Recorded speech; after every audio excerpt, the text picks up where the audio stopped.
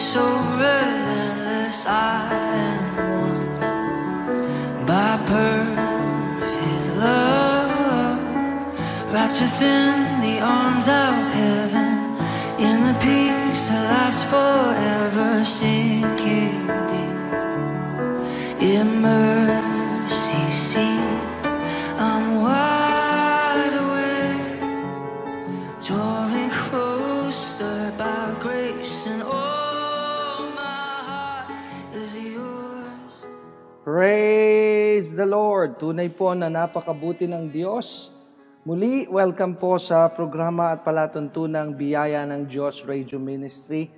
Muli ako po ang inyong kapatid na makakasama po ninyo muli sa loob ng isang oras. Ako po si Brother Dexter Durante, ang patuloy na nag-aanyaya sa inyo na manatili lamang po kayo sa himpilang ito. At ako po'y naniniwala na ang Diyos po ay may malaking gagawin sa ating pong pagtitipon sa pamamagitan po ng programa at palatuntunan ito. Kumusta na po kayo mga kapatid at mga minamahal kong tagapakinig at mga kababayan ko na nakatuon ngayon sa himpilang ito? Ako po'y naniniwala na dahil po sa biyaya ng Diyos, kayo po ay nasa maayos at magandang katayuan at kalagayan. Muli tayo po ay meron na namang pagkakataon na makapagsahimpapawid ng pag-aaral ng salita ng Diyos. And it's another week for us. Isa na naman pong blessing ng Diyos ang ibinigay sa atin para tayo ay magkasama-sama sa pamamagitan po ng programang ito. At ngayon pong araw na ito ay ako po'y nagagalak na ibahagi po sa inyo ang isang pangyayari po, isang pangangaral ng salita ng Diyos. Yung inyo po mapapakinggan sa araw na ito ay preaching po na nangyari po at naganap sa isa po sa Church ng Biyaya ng Diyos Christian Fellowship sa Alabang. At ito po yung amin pong pagtitipon ng araw na yon. At ako po'y nagagalak na ito po'y maibahagi sa inyo sa pamamagitan po ng radyo. At matapos po na mapakinggan ninyo ang pangaral na salita ng Diyos, ako po ay muling magbabalik at para po kayo ay anyayahan at makapanalangin din po tayo bago po tayo maghiwa-hiwalay. Ano po? At kung sakali po na kayo po ay napagpala ng ministeryong ito at meron po kayong mga prayer request na gusto ipaabot sa ministry ito, mangyari lamang po na i-text nyo po kami at we are standing by para po i-receive ang inyo pong mga text messages. Ito po ang ating number na pwede nyo pong ma-text sa araw na ito habang kayo po ay nakikinig ng programang ito. Ang ating pong number is 0922-820-9866. Ulitin ko po, ang ating pong cellphone number na nakaantabay sa gabing ito, sa araw na ito, para po sa inyong pakikinig ng salita ng Diyos ay 0922-820-9866. Ano po? At anytime you can send your prayer request and we are standing by to pray for you. Well, God bless you po at ako po ay muling magbabalik at pakinggan niyo po, narito na po ang mensahe na nangyari at naganap po sa isang gawain sa Alabang Church ng Biyaya ng Diyos Christian Fellowship. God bless you po and I'll be back again tapos po kayo makapakinig ng mensaheng ito. Dakila at makapangyarihang Diyos, maraming salamat po sa oras na ito na kami po ay muli pinagsama-sama po ang bawat isa sa lugar na ito upang kami po ay makasamba sa iyo at makapagbigay ng papuri, parangal at pagluwalhati sa iyong banal at dakilang presensya. Ama, sa hapon pong ito, hinihiling din po namin na ang kapangyarihan at ang kapuspusan ng banal na Espiritu ay idako mo sa aming mga buhay. Payapain mo ang aming kaluluwa, ang aming isipan. At hayaan mo na maging payapa ito upang kami ay malaya at makapangyarihang makatanggap ng mga kapahayagan, direksyon na nagmumula sa iyo. Gamitin mo lamang po akong instrumento mo sa tanghaling ito. At dalangin ko po na ang lahat ng mga naririto na maapektuhan, makakapakinig at maabot ay mapagpala ng iyong salita. Salamat po, Ama, sa pangalan ni Jesus. Ang lahat po'y magsabi ng Amen. Palakpakan niya po natin ang Diyos sa buhay. So, buksan po natin ang ating Biblia. Daraan ko na po ako sa mensahe. At ang mensahe po ay ating kukunin ang teksto sa hapon po ito, sa tanghali na ito, sa Gospel of Mark chapter 6. Amen? Dahil po ako ay nagpapamagat na rin po sa ating mga mensahe, gawa po ng dala po ng tawag ng pangangailangan. Amen? Kasi ako po ay na-advisean ng ating pong ng ating technical group na nag-handle po ng ating website ngayon. Kasi pwede nyo na po ma-check, kaya lang may mga inaayos pa po. Pag kayo po nasa internet, i-type nyo lamang po www.dexterdurante.com. May website na po tayo. Ano po? Palakpakan po natin ang Panginoon. Amen. Pero ito po ngayon ay nasa proseso na nililinis po para po mas maging kapakipaginabangan. Kaya ako po ina-advise ng ating po mga kapatid na tumutulong sa likod po ng paggawa ng ministeryo nito sa website, na lagyan niyo po, pastor, ng titulo ang lahat ng inyong mga mensahe na nais ninyong ilagay sa web. Ano po? Dahil sabi niya, ay para po ito ay magkaroon ng mabilis na paghahanap, mapadali po ang paghahanap ng marami pong mga gusto makinig. Halimbawa, kung ang titulo po ay forgiveness, dapat po daw ay may forgiveness sa title para pag i-search sa Google, ay ilalabas na rin ni Google yung aking po teaching. Kasama na sa marami nagtuturo ng subject ng forgiveness. Amen? Kaya tayo po nakikinig sa mga advice at yan po ang ating ginawa. So ngayon po, ito po ang titulo ng mensahe na aking pong ibabahagi ngayon. 5 bagay, o English muna, 5 things a storm can't destroy. Ulitin ko po ang titulo ng mensahe, 5 things a storm can't destroy. Sa Tagalog po, ang aking po ibabahagi sa inyo, ang titulo, ang pamagat, ay 5 bagay na hindi kayang sirain ng bagyo. So nais ko na po kayong bigyan ng overview dito sa mensaheng ito na ang bagyo po ay normal. Kayo po ba'y naniniwala na normal ang bagyo sa buhay? Wala po itong pinagkaiba sa panahon. Kayo po ba'y naniniwala na itong tag-init, ito'y lilipas din? Amen. Mga ilang araw na lamang naman po ito, o ilang linggo. Matatapos na rin po ang ating pagtitiis at pagrereklamo mainit. At tingnan nyo po, sa susunod na mga buwan, mapapalitan ang reklamo ng labi ng tao. Baha naman. So, ang rereklamo naman ng tao ay ang taas ng tubig, ang lakas ng ulan, lubog na ang aming bahay. Ngayon po, ang reklamo ng tao ay talaga namang init na kami. Pero gaya po ng panahon, ang tag-init ay lilipas din. Pero ito po ay hindi pwedeng lumiban. Kayo po ba'y naniniwala? So parating na po at sasapit na ang tinatawag na panahon ng tag-ulan. At ako po ay naniniwala na wala pong makapipigil dito. Meron po bang pwedeng pumigil sa tag-ulan? Pakitaas po ang kamay kung kaya niyo pong pigilan ang panahon ng tag-ulan. Wala po, ano po? Kahit po ang sensya ngayon ay napakahusay na ng teknolohiya, wala pa rin po nakapagbabago sa panahon. Kaya nga po, ako po'y naniniwala na kung yung may katotohanan sa natural na panahon, sa buhay po ng tao, ay nangyayari din po ang mga bagyo sa ating po mga buhay. Pag sinabi pong bagyo, para lamang po mabigyan ng liwanag dahil baka yung iba ay mabagal ang pag-pick up. Baka sabihin, bagyo, baka bagyong literal na mahangin at maulan. Hindi po yun ang bagyo na tinutukoy ko. Ang bagyo na tinutukoy ko po ay yung bagyo ng buhay. Yung mga problema, yung mga pagsubok, yung mga bagay na nakagigimbal sa buhay po natin bilang mga mananampalataya.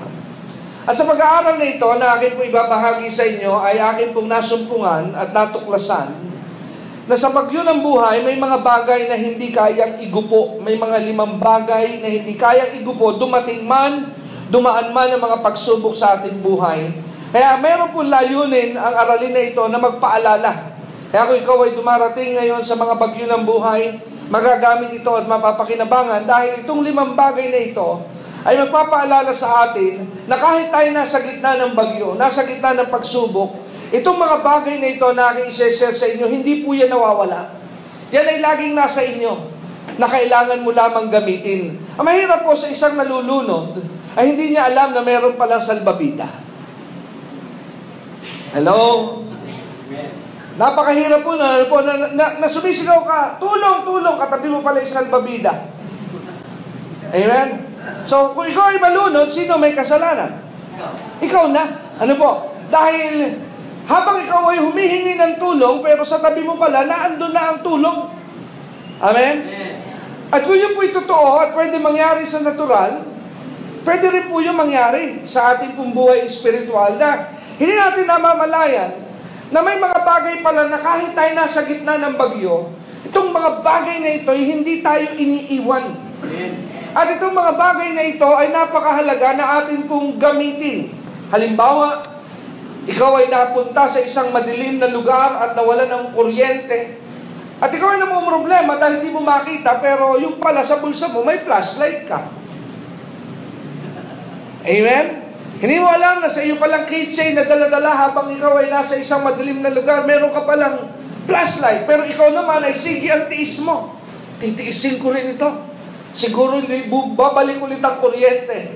Titiis ka ngayon sa gitna ng madilim na kapaligiran. Yun naman pala meron kang dalang liwanag. Yun po napakahirap. At nangyayari din po yan kuminsan sa buhay ng mga mananampalataya. Na minsan ito nagiging dahilan kung bakit yung iba ay inilubog na at pinaluhod na at pinasuko na ng mga pagsubok ng buhay. Bahagi po ang pagsubok. Ito'y gamit upang tayo po'y tumibay at tumatag. Kaya ngayong hapong ito, buksan natin ang ating Biblia, Mark chapter 6. Binigay ko na po sa inyong introduction. Kung ano ang mga inyong mapapakinggan sa inyong pakikinig sa mensahe sa oras na ito. Basahin po natin ang isang tagpo at ating basahin sa Mark chapter 6. Beginning verse 45, babasa po tayo hanggang tayo'y makarating sa verse 51. Mark chapter 6 verse 52. Ang sabi sa Marcos, kapitulo 6, 45 hanggang 52, ganito po ang ating mababasa. And straightway he constrained his disciples to get into the ship and to go to the other side before unto Bethsaida. While he sent away the people, and when he had sent them away, he departed into a mountain to pray. And when even was come, the ship was in the midst of the sea, and he alone on the land. And he saw them toiling and rowing, for the wind was contrary upon the sea, and would have passed by them. And when they saw him walking upon the sea, they supposed it had been a spirit and cried out. For they all saw him walking upon the sea, and they supposed it had been a spirit or a ghost and cried out. For they all saw him and were troubled. And immediately he talked with them and saith unto them, Be of good cheer, it is I, be not afraid. And he went up into the mount, unto them into the ship, and the wind ceased. And they were sore amazed in themselves beyond measure, and wondered. Last verse 52. For they considered not the miracles of the loaves, for their heart was hardened. So Diyos po magpala ng kanyang mga salita na ating po ngayong binasa at ating pong pinakinggan, ating pong pag-aralan. Dahil yung 5 bagay na aking pong tinutukoy sa pasimula at sa titulo ng mensahe ay nakapaloob po dito sa pangyayari at kaganapan na ito involving Jesus and His disciples. We will learn a lot of lessons here sa nangyari pong ito, sa tagpong ito sa Mark chapter 6, beginning verse 45 to 52 sa nangyari sa kasama ang Panginoong Yesus. Kung mapapansin po natin, ganito ang naging eksena dito sa tagpong ito. Isang araw, kasama po ni Jesus ang kanyang mga alagad nung araw na yon. At kanyang napag-utusan, sabi ng tala ni Marcos, ang kanyang mga alagad, na umuna na papunta sa isang lugar sa kabilang ibayo, patungo ng Bethsaida. At ang mga tao, dahil sa sinusundan ng panahon yun, kanya muna itong dinismiss at kanyang pinauwi. Pero ang kanyang mga alagad ay kanyang pinauna. At ang kanyang mga alagad, ang tala ni Marcos sa 45 ay sumunod sa instruction ni Jesus para mauna na at tumawid na sa kabilang ibayo. Ano po ang ginawa ng Panginoong Yesus? Di po ba sabi ng talatang 46, ano raw po ang ginawa ng Panginoon? Siya po ba'y sumabay? Siya po ba ay sumama doon sa mga alagad doon sila ay tumawid, sakay ng bangka patungo sa kabilang ibayo at ang bayan sa kabila ay bayan ng Bethsaida? Sumama po ba ang mga alagad? Sumama po ba ang Panginoon sa kanyang mga alagad? Hindi po. Tama po ba? Yes. Dahil sabi ng talatang 46, nagpaiwan po ang Panginoong Yesus at humiwalay sa kanyang mga alagad at tumungo siya sa isang bundok. Ano po ang ginawa ni Jesus sa bundok? Sabi sa verse 46, siya po'y nagpaiwan, tumungo sa bundok upang manalangin. Pero meron pong kaganapan na nangyari dahil sa talatang 47. Nung sumapit na po ang gabi, ang bangka ay nasa kalagitnaan na nung oras at sandaling iyon ng karagatan, at ang Panginoon lamang ang naiwan sa lupain. Pero sabi sa verse 48, sa kalayuan na iyon ang kanilang kinalalagyan ng Panginoon. Ano po ang nangyari? Sabi ng verse 48, nakita ng Panginoon ang pagpapagal, ang paghihirap ng kanyang mga alagad sa kanilang pagsagwan. Dahil po sa kadahilanan na ang hangin ay taliwas sa kanila pong direksyon ng paroroonan. Kaya ang ginawa po ng Panginoon, nung makita niya yon, ano po ginawa ni Jesus? Sumunod po siya sa kanyang mga alagad. Pero sa kakaibang paraan, hindi po siya nagbangka, hindi po siya nagsalbabida, hindi po siya lumangoy, kundi ano po ang sabi ng Biblia? Lumakad. Kaya simulan na po natin pag-aralan at nais ko pong ibukas ninyo ngayon ang inyong puso't isipan sa tulong ng Banal na Espiritu. Number 1, ang gusto ko pong ma-highlight at mailagay sa inyong puso. Sabi ng tala ng Mark 6:45, basahin po natin ulit. Ang sabi, straightway, He constrained His disciples to get into the ship and to go to the other side before unto Bethsaida while He sent away the people. Number 1, sino po ang nag-utos sa mga alagad na sumakay sa bangka? Isn't it correct? You are correct when you answer my question that Jesus is responsible. Jesus was the reason. Si Jesus po ang dahilan kung bakit po sumakay ng bangka ang mga alagad. Tama po ba? At kaya po ang mga alagad ay nasa dagat nung panahon yon. It's not because they want to be in the sea, but Jesus told them to be in the sea. Amen? So, kaya ang dahilan kung bakit sila'y nasa dagat nung oras na yon, dahil yun ang instruction. Yun ang iniutos sa kanila ng Panginoon. Kaya, mapapansin po natin, nung sila'y nasa kalagitnaan ng dagat na yon, sa mga oras na yon, ano po nangyayari? Ano po ang nangyayari habang sila'y naandun na sa gitna ng dagat? Sabi ng Biblia, kanina'y ating binasa ulit at aking kwento pa sa Tagalog, translate ko, para lubusang ating maunawaan ang sitwasyon. Habang sila po'y naglalakbay sa kalagitnaan ng kanilang journey, ano po nangyari? Nasa lubong sila ng bagyo. Nasa lubong sila ng masamang panahon. Tama po ba yun? Now, this is my question. Is that God's will for the disciples to be in the midst of the storm? Kalooban ba ng Diyos na sila'y naroon sa gitna ng bagyo? What is your answer? Ano po ang inyong sagot sa tanong na yun? Gusto ba ng Diyos na sila'y malagay doon sa gitna ng bagyo? Hati po kayo, parang eleksyon. Merong Duterte, merong... Amen. Hati po ang inyong... The house is divided. Amen? At sabi ng isang politikal na personalidad sa Amerika, sabi ni Lincoln ay house, pero yung po'y galing sa Bible. Pero kinote ni Lincoln, ang sabi niya sa Congress ng Amerika ay house that is divided cannot stand. Amen? Pero yung po'y Bible verse, yung po'y Bible words dahil sinabi rin po yun ni Jesus when Jesus was being accused of being a disciple of Satan. Di ba siya inaakusahan na siya rin po ay kakampi ni Beelzebub? Pero sabi ni Jesus, paano mangyayari yun? Hindi pa pwede kami magkasalungat. Bakit po? I'm healing the sick and the devil is giving sickness. Hindi pwede kami magkakampi. Hello? Amen? Dahil ang trabaho ng diablo ay maglagay ng sakit, ang trabaho ko ay magpagaling. Paano kami magkakampi? Amen?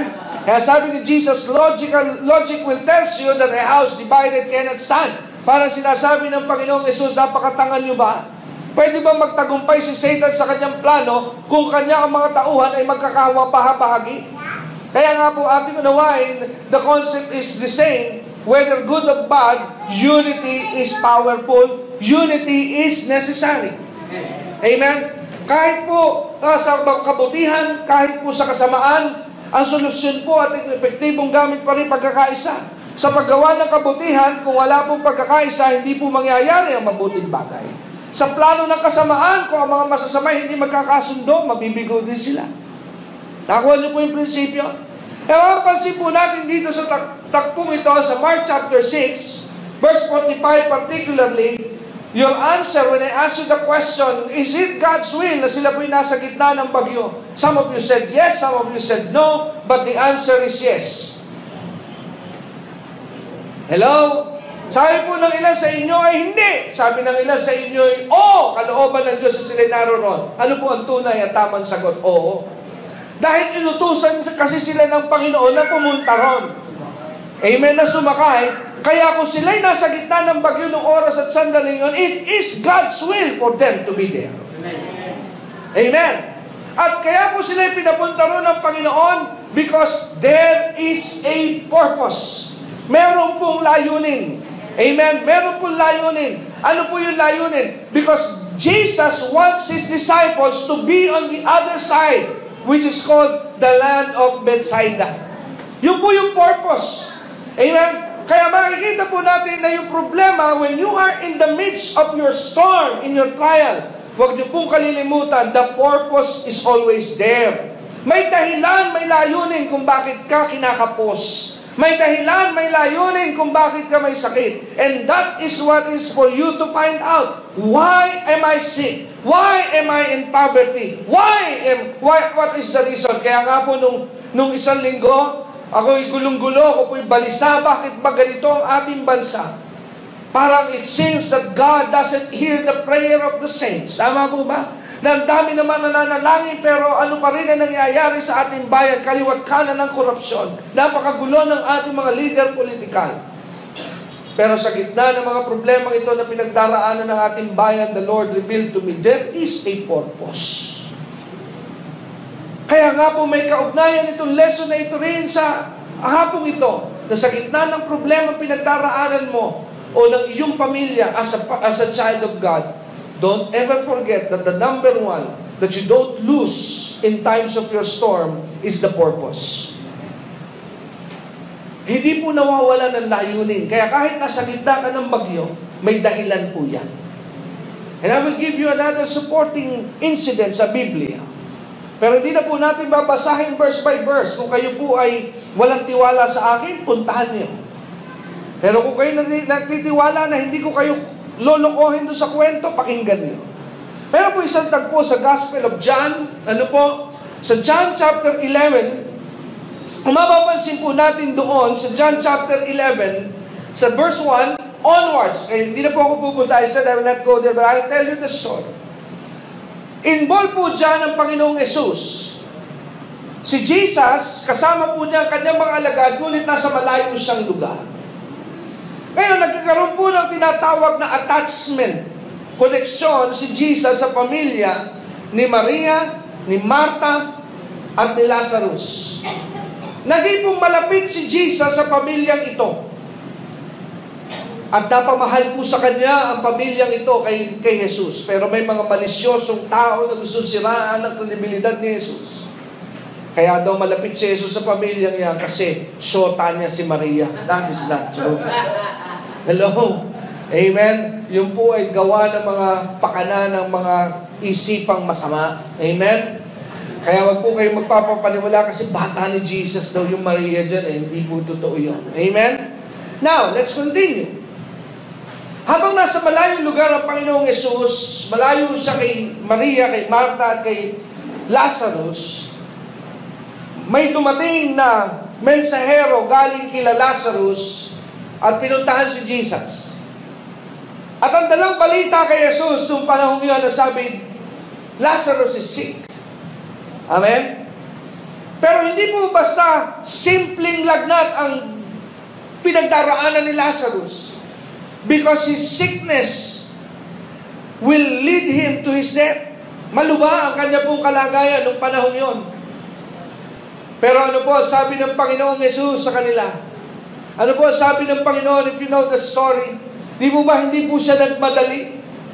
Ano sabi niya ay matutulog si Lazarus. At sabi nga ng mga alagad, di mas maganda nga na siya'y makatulog. Para paniwala nila, di makakatulong nga, lalakas pa siya lalo pagka makababawi sa tulog. Pero hindi po nila alam na ang tinutukoy ng Panginoon, his sickness is unto death. Mamamatay po si Lazarus. And Jesus knew that. Do you believe me that during that time, Jesus understood what is going on, that Lazarus is going to die? Amen. Amen? Pero this is the question that is parallel in what is happening in Mark chapter 6.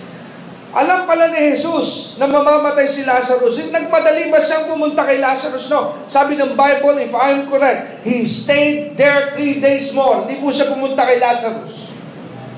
At nung nagpasya si Jesus sa puntahan si Lazarus, what is now happening to Lazarus? Lazarus is dead. Amen? Now, ang tanong ko po muli, kalooban ba ng Panginoon na hindi po siya pumunta? I believe it's His will. Kaya nais ko pong ibukas ang inyong isipan na hindi ibig sabihin na ikaw may problema ngayon, you are not in God's will.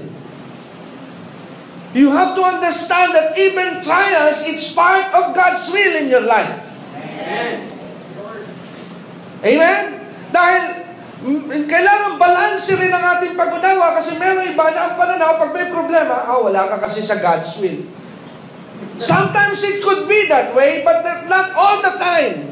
There are times that even in the midst of your trials, you are in the middle of God's will for your life. Hello? Marami pong example. Pwede akong magstay dito for an hour and I can build messages from here. Kung daragdag ko ba po sa inyo si Jose? Sa lumang tipan, na nung ma-receive niya ang pangako ng Diyos that through a dream, binigay ng Diyos sa pangitain kay Joseph. Sabi, everybody will bow down to you. Even your father, your mother, your brothers will bow down to you. Meaning to say, the revelation that God is giving to Joseph, you will be a great man, Joseph. Pero pagkatapos po niyang ma-receive ang mga pangako at salita ng Diyos, then here comes trial. Kapaalala din po, once you hear the promises of God for you, do not expect, I'm not saying expect trial, but prepare for trials. Hello? Bakit ko po binigyan ng diin, do not expect? Huwag mong aasa, huwag kang aasa. Amen? Pero ihanda mo iyong sarili. Amen?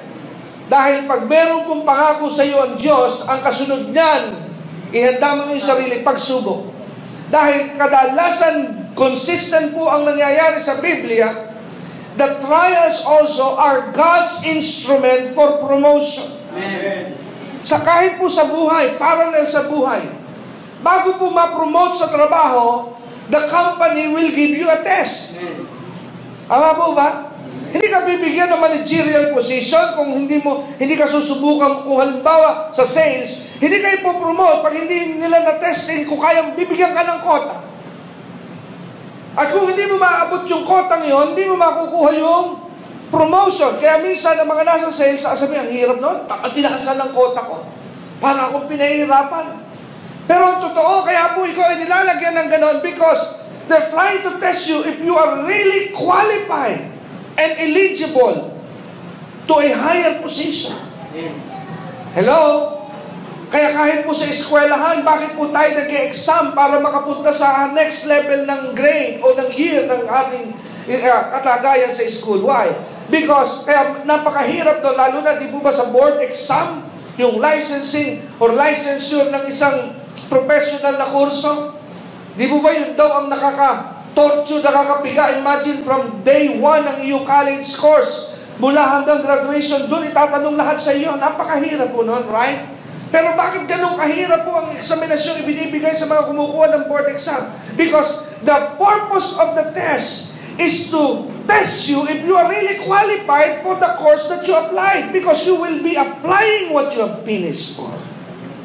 I-apply mo na kasi yung iyong mga pinag-aralan at gustong matiyak ng gobyerno kung talaga nga bang karapat-dapat kang magdoktor. Dahil baka ba may bigyan ka ng lisensya ng doktor, yung pala, paglalaroan mo lamang yung pasyente, mamatay niya. Hello? Amen? Kaya yung po'y paraan ng gobyerno para malaman nga po ng PRC kung talaga nga bang ikaw ay dapat nilang bigyan ng lisensya dahil anong kapalpakan man na mangyari sa iyong pagpapraktisa sa doktor at nabigyan ka ng lisensya, mayroon pong obligasyon ng gobyerno dahil they trusted you. Hello? Now that is in the natural and same thing is true in life. Amen? You will pass for a testing. Kaya yan po yung connection din sa mensahe a few weeks ago. Wilderness experience. Kasi Joseph, nasa gitna po siya ng fire, ng crisis. Pinagbilisan ng kanyang mga kapatid. Nalagay siya sa kulungan. Na-rape po siya doon sa malayong lugar. Now, if I ask you the question, siguro kung naroon ka, tatanungin mo si Joseph, nung siya'y nagtatravel as a slave, tanungin mo si Joseph, Joseph, will of God ba yan? Hello? Amen? Baka tayo kagaya din ng mga modernong Kristiyano, ay kaya ka siguro ganyan, hindi ka kasi nagsisimba. Hello? Kaya ka siguro ganyan, ay hindi ka nag-iika po. Yan ang dinanas ni Job. Alala nyo rin si Job, I can tie up Job here. Nung si Job po ay nawala ng kayamanan. Nung si Job po ay nagkaroon ng mga pigsa mula ulo hanggang talampakan. Now, this is the same question. Is that God's will? Yes. Kalooban ba ng Diyos na si Job ay mamatayan ng mga anak? Kalooban ba ng Diyos na siya'y maghirap? The answer is still yes. Amen. Amen? Di ba kalooban pa rin ng Diyos na si Job ay namatayan? Amen? Amen. Nakukuha niyo po kaya, I want to remind you that not every trial is not the will of God. There are trials in your life that can tell you that you are in the middle of His will. Kaya balik tayo kay Lazarus. Si Lazarus, nang datnan ni Jesus, patay na. At sinalubong nga siya ni Martha. Ano sabi ni Martha kay Jesus nung sinalubong? Parang ganito kung sa version sa panahon ngayon, dumating ka pa. Aanhin na ang damo kung patay na ang kabayo. Kaya meron po tayong ganung sa lawikain. Parang ganun din, kaya hindi excited na si Martha nung makita niya si Jesus, nung binulong ng tauhan niya, nandiyan na si Jesus. Kaya sa lubong ni Martha kay Jesus, sabi niya, kung napaaga ka. Hello? Kung napaaga ka sana, baka marahing buhay pa. Pero ano sagot ng Panginoong Jesus? Sabi niya, mabubuhay siya. Pero parang magkaiba sila ng pahina ni Martha dahil sabi ni Martha, naniniwala naman ako sa kabila. But Jesus was telling Martha that if you would only believe, I can raise your brother today. Pero ang paniwala ni Martha, hindi mabubuhay si Lazarus. We could not blame Martha dahil hindi ba po sa marahil nagkakaroon ng karanasan na makakita ng bubuhay ng patay. Amen? Kaya ang sagot ni Martha ay, opo, sa kabila mabubuhay ang kapatid ko. But no, Jesus is trying to tell Martha today, parang mga Kristiyano rin iba, salamat yung iba sigurong yung tinutukoy ko'y wala rito ngayon. Amen? Kasi minsan pag sinabi mo, yayaman ka, magkakaroon ka ng magandang bahay, akalain mo, nakakagulat, sasabihin ng ibang Kristiyano, opo, sa langit may mansyon na naghihintay. No! Dito yung tinutukoy. Ay ngayon, kung paniwala mo sa langit, talagang dyan ka na sa squatter. Kasi hindi ka maniwala na pwede kang magkaroon ngayon. Amen. Hello? Amen. Hello? Amen? Kaya yung ibang Kristiyano, ang kanilang pinaniniwalaan, ay, nako, kaya nga gusto ko nang pumunta sa langit para doon guminawa. Pwede po ditong guminawa, ha? Amen. I would just like to inform you, kahit hindi ka na sumapit ng langit, dito pwede kang guminhawa. Yun ang sinabi ng Panginoon. Gusto ko ipaalala sa inyo, laman ng John chapter 10 verse 10. Ano sabi ng John 10:10? Sabi, Satan comes yun ang una, to kill, to steal, and destroy. Iwan nun na yun. Anong kasunod na sinabi ng John 10:10? But I came, sabi ni Jesus, so that you may have life and have it to the full until it overflows. Yan ang laman ng Amplified. Kaya gusto ko yun sa Amplified version. Give you a life that is full until it overflows. Ibig sabihin, buhay na maganda, kaaya-aya, nag-umapaw sa biyaya at pagpapala ang dala ni Jesus sa buhay ng mga tatanggap. Amen. Amen? Pero, again, it will be a matter of your believing. Amen. Amen? Again, ang magiging issue is, do you believe? Kaya nga po si Martha, nang sabihan ni Jesus, your brother will live. Sabi ni Martha, okay, life after death, mabubuhay siya. Pero hindi dito in-apply ni Jesus yung bagay na yun at sabi niya, where is your brother? Amen? At doon po ngayon, binigay na ng Panginoon ang reason kung bakit siya'y naantala. Ibig sabihin, sinadya pala niya na siya'y malate. Sinadya pala niya na siya'y madelay ng pagdating. What's the purpose? Ang sabi ni Jesus, I will use this event so that my glory will be known. Amen. So, merong purpose.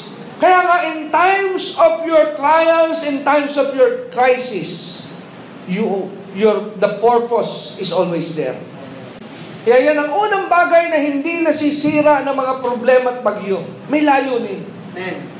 Kaya nga po, kung ikaw ngayon ay nasa gitna ng bagyo ng iyong buhay, bago ka po magpanik, bago ka po magwala, bago ka tumakbo sa Bombay, hello? Bago ka tumakbo sa 5-6, bago ka tumakbo sa doktor, ang dapat mong unang ginagawa ay lumapit sa Diyos at tanungin, what is the purpose of this trial in me? Hello? And let me connect Romans 8:28. Please always remember this. All things, good or bad, work together for good to them that love the Lord and are called according to His purpose. Sabi, all things. So, mabuti man at masama na nangyayari sa iyo, yan ay pinahintulutan ng Diyos. Hindi para sa iyong kasamaan. Yan ay para sa iyong kabutihan.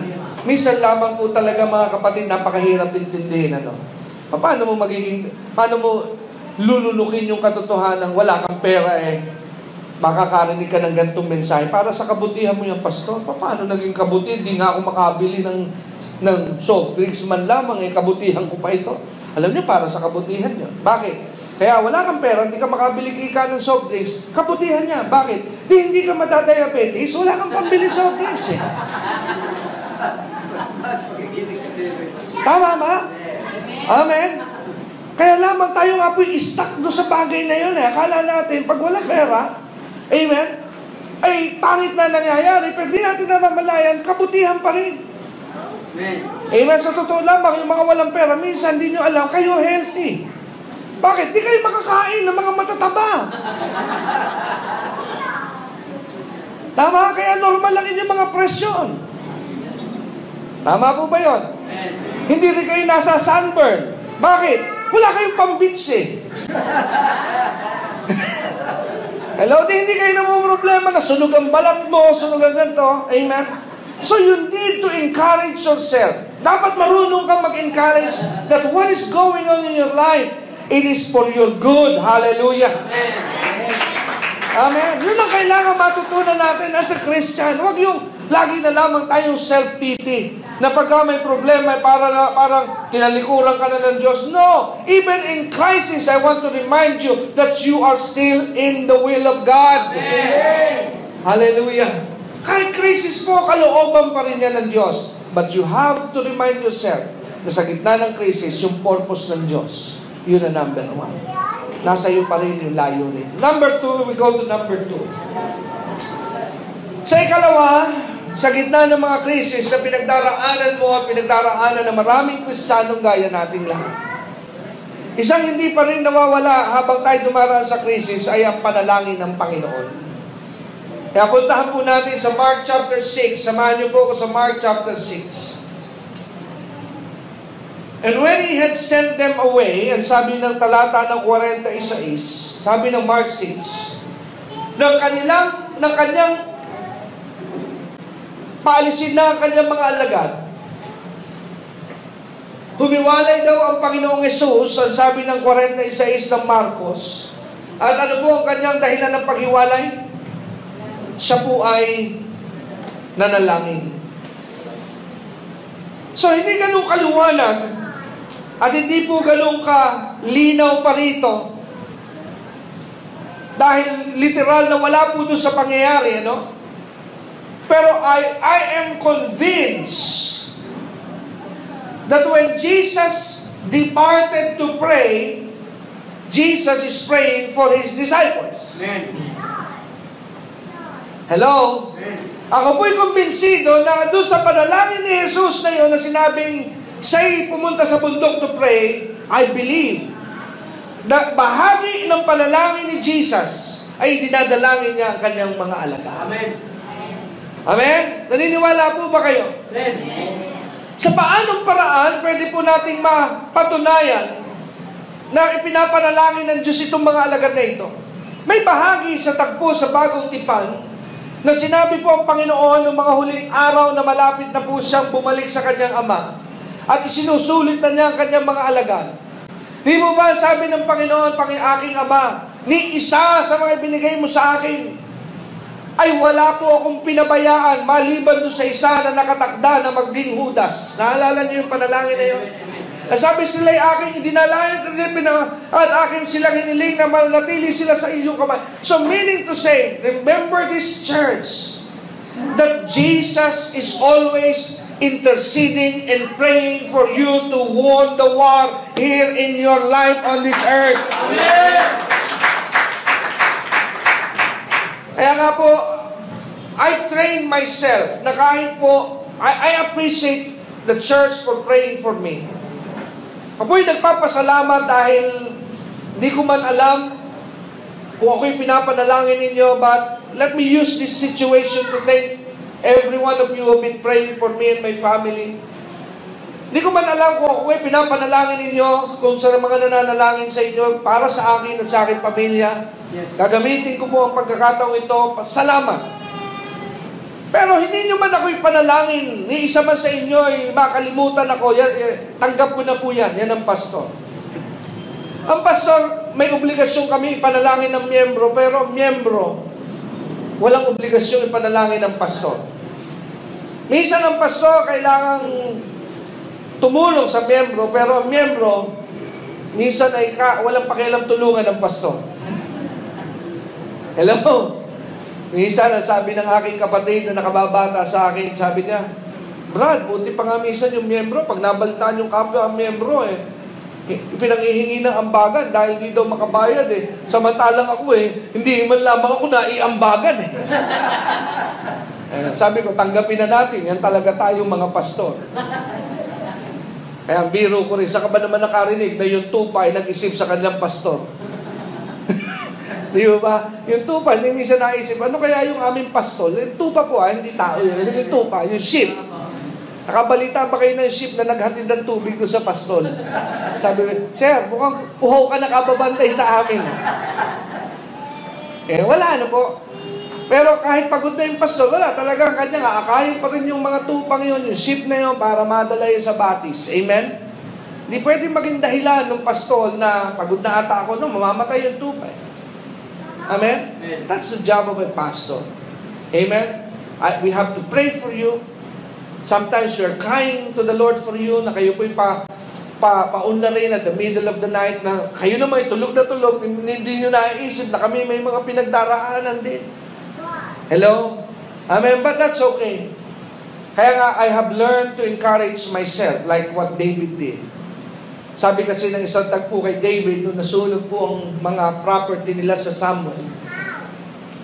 At pagbalik ni David, ang siklag, sunog na sunog, at depressed ang kanyang mga tauhan. Nobody has the spirit and courage and moral, bagsak. Nasira ang lahat Pero si David, di po siya nagpa-apekto sa sitwasyon. But what I like in that part is the word that says, David encouraged himself to the Lord. Mahalaga po na as a Christian, marunong tayong magpakalakas sa Diyos kahit wala ang simbahan, kahit wala ang pastor. Kasi may mga panahon na nag-iisa ka, kailangan marunong kang tumakbo sa Diyos kahit wala kang ka-prayer partner. Amen. So I learned this way. I learned these things sa salita ng Diyos. Na kahit hindi ako i-pray ng kapatiran at ng kung sino man sa inyo, I have always the confidence that my Lord, my God, my Savior, and His name is Jesus, is always interceding for me at the throne of my Master, my Father, and my Daddy God. Amen. Hello? Kaya meron sa ating mga sitwasyon na dapat matagal ka ng patay, pero bakit ka naligtas?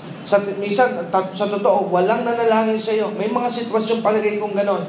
Dahil hindi naman lagi ka namin maiisip from time to time. Pero ba't ka naliligtas?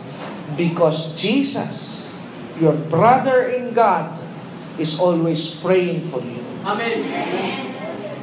Hello? Amen. Kaya huwag mo pong kalilimutan yan, na sa gitna ng mga bagyo na iyong pinagdaraanan at sitwasyon, Jesus is praying for you. Amen? Si Jesus ay nananalangin para sa iyo, para ikaw ay magtagumpay. Amen. Amen? Kaya sabi, we have a great intercessor. Amen? Sino po ang great intercessor natin? Si Jesus. Kaya sabi, intercessor, tagapamagitan, tagapanalangin. Amen? Ay ano yung pinapanalangin ni Jesus kung siya tinawag na intercessor? What is he interceding for? Amen? I believe hindi niya ini-intercede ang ekonomiya ng Pilipinas.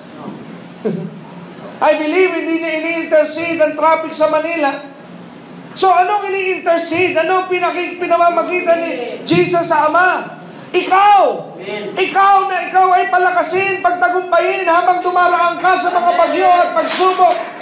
Na Ama, huwag mo pong pabayaan mawala ang lakas ng kapatid kong ito. Dahil pag binitawan mo po siya at inalisan ng lakas, mawawala po ito, mababackslide ito, baka ito'y maging kampon na ni Satanas. Amen? Amen. And one time, I was also reminded, dagdag ko lamang po, si Jesus, si Peter, kaharap niya. Nagyabang si Peter, yun ang karakter ni Pedro, no? Dahil binalita ni Jesus, sabi niya, my time is at hand. Dadakpin na ako. Bah, bigla naman dumali ang Peter ng over my dead body. Parang Clint Eastwood po ang dating doon ni Peter. Nobody can touch you. Bago ka nila makuha, dadaan muna sila sa akin. Wow, Superman, ano po, superhero ang dating. Pero sinabi ng Panginoon, no, Peter. Sabi niya, totoo, makikatlong ulit, tatakwil mo ako. At titilao ka man. Pero meron pa siyang mahalagang sinabi ang Panginoon kay Pedro. Sabi niya, Peter, did you know that Satan is trying to sift you as wheat? Gusto ka ng sipsipin ni Satanas at durugin. And that's what's going on in our life. Alam niyo po ba na yung mga nangyayari sa inyo sakit? There are times that you're feeling pain, you're feeling depressed. Like nung isang araw, I think 3 days ago, I don't know, hindi ko po alam, I cannot explain. Pero, habang ako po'y nagdadrive, para akong lungkot na I cannot explain why. Sabi ko, is this what you call depression? Yung para ka bang malungkot na hindi mo alam ang dahilan. Wala akong alam na dahilan, my family is okay. Amen? So, pero parang something in me na para kang wala sa mood, wala ka sa gana, it's like a depression. Pero pag ikaw po ay nakatab sa Diyos, immediately I said, in Jesus' name I rebuke you. You have no part, you have no right in my life. Yun yung mga times that Satan is trying to tear you down. Pero ba't hindi magtagumpay si Satan? Because your Jesus has been praying for you. Amen. Kaya sabi ni Jesus kay Pedro, alam mo bang halos sirahin ka na ni Satan, but don't you worry, Peter.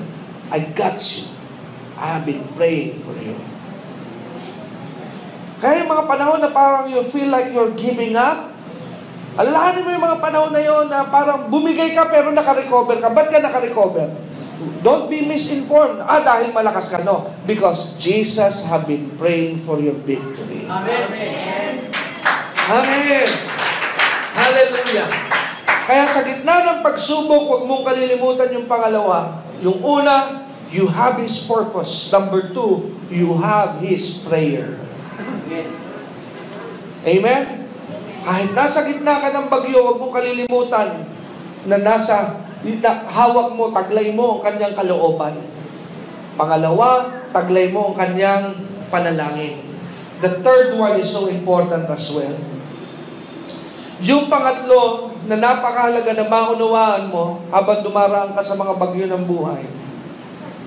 In Mark 6 verse 47 and 48, watch this. I really stop here kung binasa ko po ito. Pag binasa mo na mabilis yung story sa Mark 6, you might miss this one. But if you read it, asking God for revelation, makikita mo po itong bagay na ito. And let me help you. Ang sabi po rito, basahin po natin sa simula sa verse 45. Verse 45. And straightway he constrained his disciples to get into the ship and go to the other side unto Bethsaida, while he sent the people away. And when he had sent them away, he departed into a mountain to pray. So ano na po yung tagpo sa verse 46? Humiwalay na ang Panginoon sa kanila, humayo na ang mga alagad, at pumunta si Jesus sa bundok para manalangin. Now watch verse 47. Now, nung sumapit na po ang gabi, nasa na po ang bangka? Nasa na po, sabi ng Bible, verse 47, the ship was in the midst of the sea. But where was Jesus during that time? He alone on the land. Siya na lamang po nandun sa lupa, sa may bundok, siya na lang ang naiwan. Wala na ang lahat, wala na ang kanyang mga alagad. Nasa gitna na sila ng karagatan. But something caught me here in verse 48. Dahil sabi sa talatang 48, Jesus was at the land, but sabi sa verse 48, and he saw them toiling. Wow! Ibig sabihin, kahit na nasa malayong lugar na ang mga alagad, Jesus was still looking after them. Glory to God. Kaya kahit sila pala'y nasa gitna na ng bagyo, ang mata ng Diyos ay nasa kanila. Kaya nais ko ipaunawa sa inyo na kahit nasa gitna ka ng iyong bagyo at pagsubok, the presence of God is always in your life. He's watching you as you row, as you toil in the midst of your storm. Binabantayan ka ng kanyang mga mata sa gitna ng iyong pagsagwan at pakikipaglaban sa iyong problema. Kaya pag ikaw ay may problema, kaya nga po may mga panahon na kami dumaan sa bagyo at nagtaka ko dahil I could have been destroyed sa mga pagsubok na yun, ha? Pero bakit nakalampas ako? Doon ko naunawaan, because the presence of God never leave me in the midst of my storm. Amen. Kaya huwag niyo pong kalilimutan na kahit dumaraan ka sa bagyo ng iyong pagsubok, don't you ever forget, you have His purpose, you have His prayer, and thirdly, you have His presence. Tatlo pa lamang po yan. Yan ang mga tatlong bagay na hindi kayang alisin sa iyo ng pagsubok, pero kailangang malaman mo na nasa iyo. Kaya nga kanina sa umpisa, sinabi ko sa inyo, ang pinakamahirap pag nasa gitna ka ng dilim, tiniis mo yung dilim, yung pala'y may flashlight ka sa bulsa. Hello? Ang pinakamahirap habang ikaw ay sumisigaw, tulong sa klono, nalulunod ako. Pinakamahirap sa lahat, habang sumisigaw ka, katabi mo pala'y salbabida. Pero dahil hindi mo alam na nasa iyo yun at gamit yun para sa iyo, hindi mo sila mapakinabangan. Ganon din ang katotohanan sa buhay ng Kristiyano. Sa gitna ng bagyo, kaya marami lumubog. Dahil hindi nila alam na kahit sa gitna ng problema, they are still in the will of God. Kaya maraming bumibitaw. Kaya doon po matindi labanan eh. Kasi minsan pag may problema ka, ang gamit ng kaaway sa problema is to let you feel that you are alienated with God, that God leaves you. Yan ang mabigat po. Pag ikaw kinakapos, ang gustong paramdam sa iyo ng kaaway, yan, niwan ka na ng Diyos. Amen? Alam niyo ba, si Pedro, kamunti ka ng mga biktima niyan. Amen? Iniwan ka na ng Diyos. Sita mo, naging ka mahina. Pero hindi. Kaya nga si Pedro lamang, binalikan ng Panginoon si Pedro. Kung makikita niyo si Pedro lamang, isinama kayo sa bangka at tinanong, Peter, do you love me? Peter, do you love me? Bakit si Pedro kinailangan ng ganung senaryo sa harapan ni Jesus nung si Jesus ay bumalik? So that Peter could be assured that Peter, though you fail, though you fall, I am never leaving you because I am so much in love with you. Hello? Kailanman kahit ako'y tinatwa mo, Pedro, hindi kita iniwan. At yun din po ang gusto ng Diyos na marinig, maunawaan mo ngayong hapon ito, na kahit nasa gitna ka ng kakapusan at bagyo, God has never leave you. Hindi inaalis ng Diyos ang kanyang mata sa iyo. Yes. Hello? But all you need to do is trust Him that everything is under His control. Number 4, yung pang-apat po ay napakahalaga rin. If number 3 is you have His presence. Number 4, don't you ever forget, this is what you need in the times of crisis. You need the peace of God. Kaya sa ika-4, you have His peace. Kaya tingnan po ninyo sa Mark 6:48 na nangyari. And when He saw them toiling and rowing, kita pala ng Panginoon yung kanilang pakikipaglaban sa alon. Sabihin, tapikin mo nga yung katabi, kita ng Diyos yung mga labanan mo. Amen. Alam na alam ni Jesus na naiiyak ka na. Amen. Glory to God. Amen. He's watching you. Amen. Amen. Now when He saw them toiling, sabi ng verse 48, for the wind was contrary unto them, and about the 4th watch of the night, He cometh unto them walking upon the sea, and would have passed by them. Sumunod si Jesus naglakad, kamuntikang pa niyang malampasan ang mga alagad Bakit kamuntikang malagpasan ni Jesus ang mga alagad? Ibig sabihin, kamuntikang hindi nila mamalayan nandiyan na si Jesus. You know why? Because sometimes you miss the presence of God if you lack peace in your heart. Pag wala po ang kapayapaan, hindi mo na mamalayan ang presensya ng Diyos. Kaya para magkaroon ka ng awareness na nandiyan ang presensya ng Diyos, you need to ask God to give peace in your heart. Wala mo pinagkaiba sa katotohanan na pag ikaw po ay balisa, hindi ka makapag-isip ng tama. Amen. Kaya pag ikaw ay nalilito, you end up making decision. Mahirap po ang rash decision. Kaya iba doon nangyayari siya, sabi, napapakapit sa patalim. Yung pagkakakapit nila sa patalim is because they are not at peace, so they are doing decision quickly na wala na po sa katuwiran. Amen? Kaya nga pag ikaw po'y lito, pag ikaw po'y taranta, wag kang pipirma ng dokumento. Pag lito ka pa, lumayo ka sa ballpen. Hello? Minsan may mga senaryo na ganito, na-demanda, pinirmahan mo yan kaya nasan lang ang bahay niya. Talaga napirmahan ko yan. Hindi ata, niloloko mo ko, napirmahan mo nga yan, ulito-lito ka. Hello? Amen? Kaya pag ikaw po'y balisa at hindi mo maintindihan, pag di ka pa makapag-isip ng tama, lumayo ka muna. Kasi isa pang problema, pag lito ka, ang dami mong naririnig na tinig, lahat ng payo, gusto mong gawin. Hindi mo na ngayon ma-distinguish which is of God and which is not of God. Hello?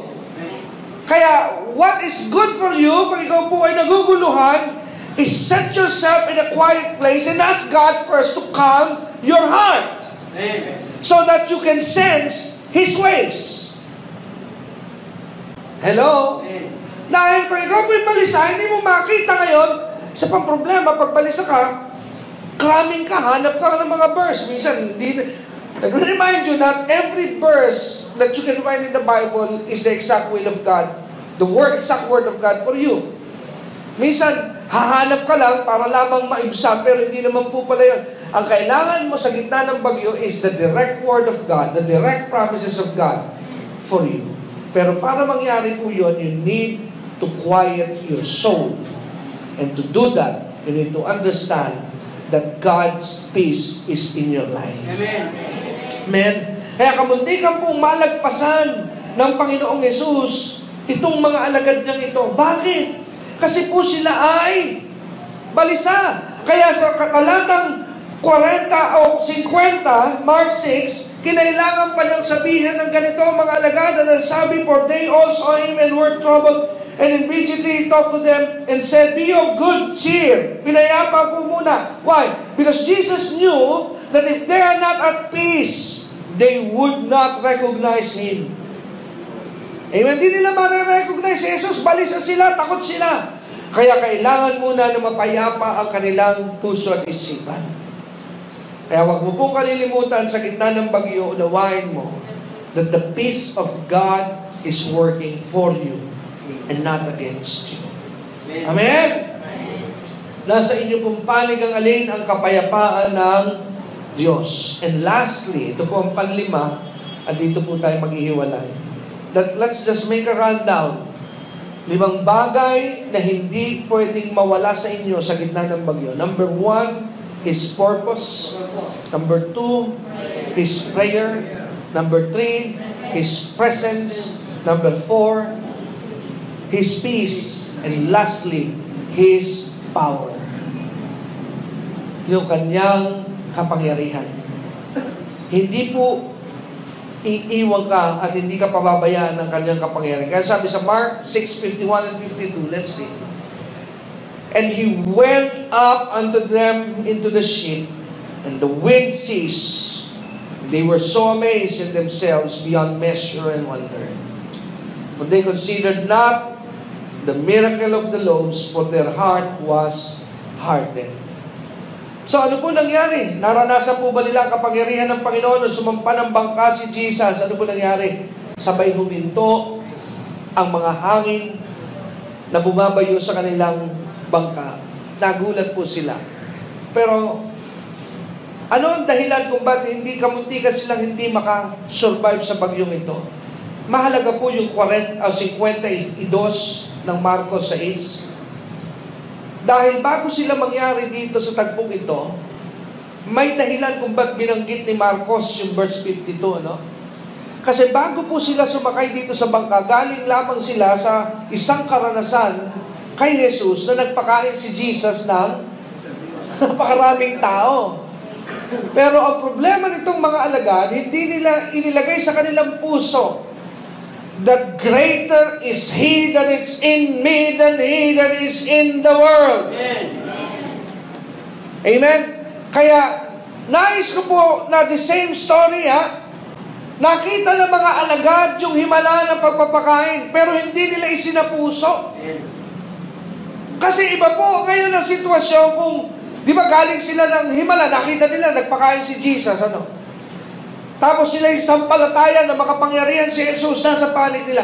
Dapat ang response nila nung nasa bagyo, magtiwala lamang tayo, hindi tayo dahil tayo mga disipulo ni Kristo, hindi na tayo papayagan na tumaog dito at malunod. Dahil siya mismo nagsabi na tayo pupunta sa kabila.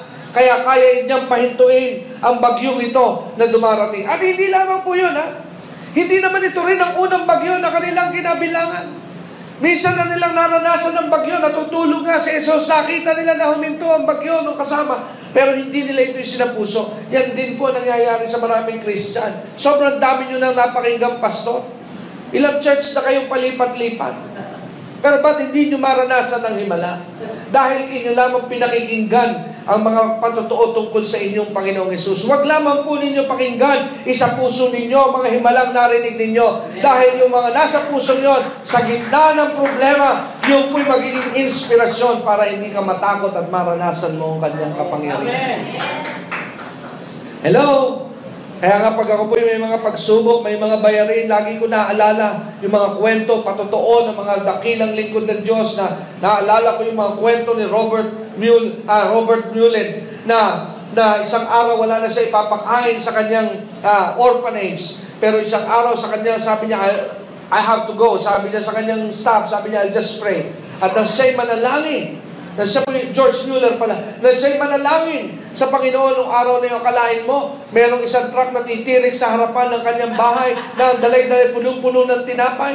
At ang sabi po nung driver ng truck, sabi niya, mukhang magrabe ang sira ng aking truck. At hindi ito magagawa ngayong araw na ito. Itong dala ko kasi ay hindi aabot doon sa takdang araw, ay mapapanis din lamang. Kaya sabi niya doon sa orphanage, mukhang may pakainin kayo dyan. Pwede bang iwan ko na itong truck na tinapay? Isang buwan na kumain ang bahay na yon ni George Mueller. Why? Because he see the power of God at work. Kaya pag ako po may mga kakamusahan, I am always reminded that there is power available in the midst of the storm. Amen. Hello? Amen? Kaya nga po, pag naalala ko, wala po mga bayaran na hindi ko nalusutan. Walang mga sakit na hindi ko po natawid. Why? Dahil lagi po namin nararanasan na ang Diyos at ang Kanyang kapangyarihan ay sumasama sa Kanyang mga anak. Amen. Amen? Eh, hindi ko po nililimot yung mga panahon. Hanggang ngayon, sariwa po sa akin yung mga panahon na halos mapadlak tayo sa metropolis. Sariwa po sa akin yung mga panahon na daan-daan libo ang bayarin ng simbahang ito. Pero yung mga bagay na yun, naalala ko na sa gitna ng mga bagay na yun, nagpakita ang kapangyarihan ng Diyos. Kaya kung ano man ang daanin ko ngayon na bayarin, minsan ko nang nasaksihan ang kapangyarihan ng Diyos. Mararanasan ko ulit. Dahil siya ang Diyos noon, ngayon, at magpakailangan. Hello? Kaya napakahalaga po nung 5 bagay na yun. Sana po, huwag ninyong limutin sa gitna ng bagyo. Number 1, you have His purpose. You have His prayer. You have His presence. You have His peace. And lastly, you have His power. Gamitin niyo po yan 5 bagay na yan. Dahil yan po ang inyong mga anchors in life. Salbabida ng buhay na magliligtas sa inyo para malampasan niyo ulit ang mga bagyo. Amen? Amen. May pag-asa po. Sabihin mo sa iyong katabi, may pag-asa lagi kay Kristo. Hallelujah. Kung nakuha mo po ang mensahe, palakpak mo nga yung kamay sa kanila. Praise God. Let us bow our heads and let us pray. Pasalamatan po natin ang ating Ama sa mga mensaheng pinahintulutan niyang dumating ngayon sa ating kalagitnaan. Glory to God. Hallelujah. Ama, maraming salamat po sa mensahe na muli inihatid mo sa aming mga pandinig. Salamat po muli dahil muli hindi mo kami pinabayaan. Hindi mo kami binigo na hindi namin mapakinggan ang iyong mga salita.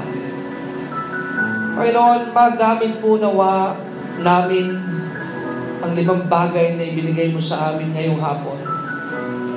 Kung dumadaan man kami ngayon sa mga bagyo, sa mga pagsubok, huwag namin namang makalimutan na may layunin ka, dinadalangin mo kami, ang iyong presensya ay kasama namin, ang kapayapaan mo ay nasa amin, at ang iyong kapangyarihan ay para sa amin. Tulungan mo po ang bawat isang mga kapatid ko na hindi madaig ng mga pansamantalang problema at pagsubok at bagyo. Alam po namin lalampas kami dahil ikaw ang nagsabi, we can never be defeated because we are more than conquerors in Christ. We are gonna conquer, Lord, every problem, every trials that Satan may lie in our path. Kaya dalangin ko po at dinadalangin ko mga kapatid ko ngayong hapon as I stretch my hands, Lord. Lord, palakasin mo po mga kapatid ko. Patatagin mo po sila. Buksan mo ang kanilang puso. Buksan mo ang kanilang mga pandinig upang magkaroon sila ng direct revelation and contact with you that will really boost up their morale and encourage their heart and transfer them from hopelessness to hope. Ano man ang pinagdaraanan nila, Panginoon, talangin ko po, hawakan mo sila at huwag bitiwan. At at the end of the tunnel, may we see the light, Lord. Maraming salamat po, Ama, sa pangalan ni Jesus. At ang lahat po'y magsabi na, Amen. Palapakan po natin ang Diyos. Glory to God. Amen. Napakaganda po ng mensahe na ating pong napakinggan. Tunay po na pinatutunayan po lamang na tayo po ay mga anak ng Diyos at dahil po kay Kristo, tayo po ay na-empower at nabigyan po tayo ng pagkakataon ngayon to be a child of God. Well, kung kayo po ay na-bless ng ating pong palatuntunan ngayon at nais nyo pong sumulat sa amin at ipaabot po sa amin kung paano nagiging pagpapala sa inyo ang napapakinggan nyo pong programa at palatuntunan ito, inihikayat ko po ang bawat isa na nakikinig because by you sending us a testimony how this ministry is being a part of your life and beginning to help you and to be a blessing to you. Nakatutulong din po ito sa amin dito sa ministeryong ito to move on and to keep on preaching the message of grace. Ano po? Kaya pwede nyo po akong sulatan sa ating pong email address. Ano po, kung kayo po may mga email account, mangyari lamang po na ipadala nyo po ang inyong mga liham sa dexterdurante@gmail.com. Ulitin ko po ang aking pong email address na pwede nyo pong sulatan para po sa inyong mga testimony regarding this ministry, how you are being touched by the Lord, how the revelations of God are impacting your life and your Christian walk and your relationship with the Lord Jesus Christ, and how the ministry of the preaching of the gospel of grace is having an impact in your life as well. Mangyari lang po na sumulat kayo. Ulitin ko po, dexterdurante@gmail.com. Ang spelling po ay dexterdurante@gmail.com, all in small letters, mga kapatid. At kung kayo naman po ay patuloy na meron kayong prayer request, ano po, kagaya ng paanyaya ko po sa pambungat at pasimula sa ating palatuntunan ito, still you can text your prayer request sa 0922-820-9866. So ulitin ko po, 0922-820-9866. Ano po? At kung kayo naman po ay nabahamon at napapagpala na ministeryong ito, well, the preaching of the gospel is free, but the means to carry the gospel para po ito'y maituloy, well, may bayad po. Ano po, meron po tayong mga obligation para po ito'y magpatuloy. So if you are receiving the burden and you're seeing the need na magpatuloy po ang ministeryong ito on air, at nais nyo po maging partner at financial partner ng ministry ito, ay kami po ay pauna pa lamang ay nagpapasalamat na po sa inyo dahil kung hindi po dahil sa grasya, awat, habag ng Diyos at sa mga ilang mga kapatid na tumutuwang para po magtuloy ang ministry ng pangaral ng Gospel of Grace, hindi po ito magiging isang katuparan. Kaya we believe also in this ministry that your tithes, belong to your local church, but your offering, you can give your offering into a ministry like this. Amen? If you are blessed, tandaan po natin, the Lord is glorified and honored whenever you partner with the ministry pag kayo po ay nagiging gamit para po magpatuloy ang mga ganitong palatuntunan na naghahatid ng mabuting balita ng Ebanghelyo ng Panginoong Jesucristo. So if you want to be a blessing at you want to be a partner of this ministry financially, pwede nyo pong ipadala ang inyong mga tulong pinansyal kaloob sa ating pong BPI account. Ano po, ito po ang ating account number sa ating pong BPI Carmona branch. Ulitin ko po, you can send your donations and love offerings sa BPI Carmona branch. Account name po is Dexter Durante, BPI Carmona branch, and account number is 0989-347-837. Ulitin ko po, BPI Carmona branch, account name is Dexter Durante, at ang account number po natin 0989-347-837. Kaya mga kapatid, sa inyo pa lamang pong pagpapasya, I pray that the Lord God will bless you already sa inyo pong desire na inyong gagawin, because you can sow 50 pesos, 100 pesos, or 500 pesos or more. No matter kung hindi po mahalaga yung amount, mga kapatid. Ang mahalaga po ay yung ating sama-sama at tulong-tulong na pagpupunyagi at pagsasama-sama na dalhin po ang Gospel of Grace. God bless you po mga kapatid. Hanggang sa mga susunod po muli na ating pagsasama. Muli, I am Brother Dexter Durante. At sa mga susunod po nating pagtitipon, pagpalain po kayo ng Panginoon. And I pray that the blessing and the grace of God be upon your life. And I speak wealth, I speak blessing, I speak healing sa lahat ng mga nakikinig sa programa at palatuntunan ito. In Jesus' name, be blessed. God bless you po. See you again next time.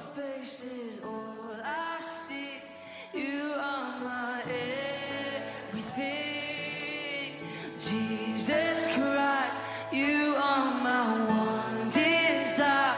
Lord, hear my only cry to know you all my life. Love so deep is washing over me. Your face is all I seek. You